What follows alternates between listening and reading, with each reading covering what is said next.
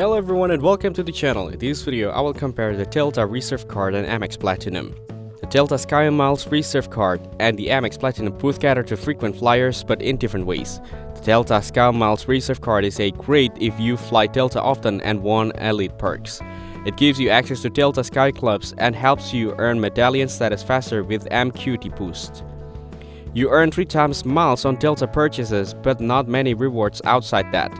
One of the best perks is that companion certificate each year, which can save a lot on flights. You also get priority on boarding and free first check back. The card has a high annual fee, but it can be worth it for loyal Delta flyers. The Amex Platinum is one of the top premium cards for frequent travelers. It gives you access to over 1,400 airports launches worldwide, including Centurion launches.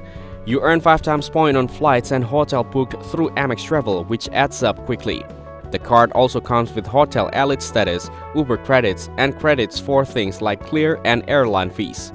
It has a very high annual fee, but if you often travel, the perks can easily outweigh the cost. The metal card also feels very premium. Overall, Amex Platinum is better for luxury travelers who want premium perks across many airlines and hotels, while Delta Reserve is best for loyal Delta flyers aiming for elite status.